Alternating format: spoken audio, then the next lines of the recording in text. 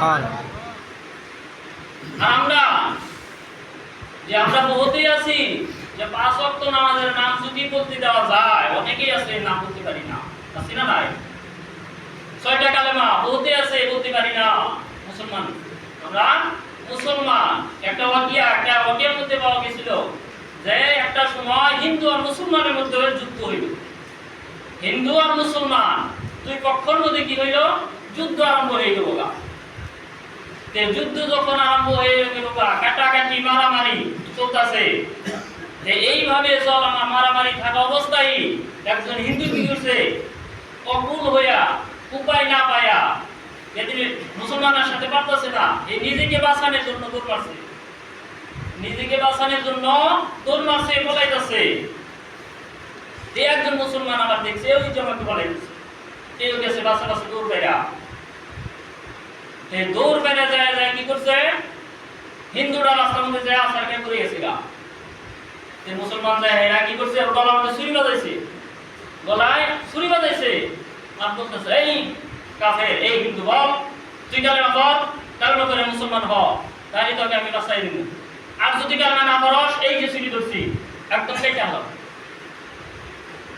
একবার গায়ের মধ্যে ছুরি ধরছে। এখন হিন্দুরা চিন্তা করতেছে, আইডিয়া হুজুর আমি কালেমা না পড়ি না তো আমাকে শেষ দিব, 2 টুকরা। আর যদি কালেমা পড়ি, আর যদি এখন করি না করি, মনে থাকই না কই, যদি পাইছে যায় হারি, নিজেকে তো রক্ষা করি।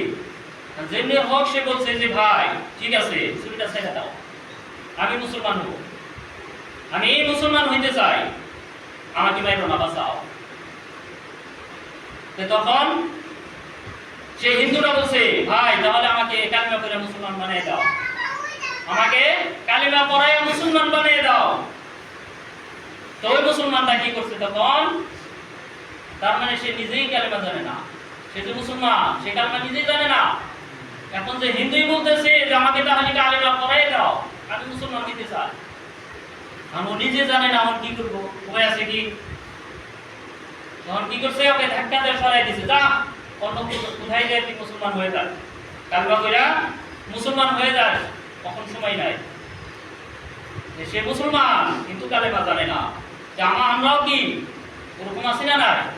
ওই লিস্টের মধ্যে আমরা আছি না নাই? কিন্তু আমরা মুসলমান, কালিমা সঠিকভাবে কইতে পারি না, 5 ওয়াক্ত নামাজের নাম আমরা জানি না। মুসলমান কতটুক মুসলমান আমরা হইছি? আল্লাহ তাআলা বলছে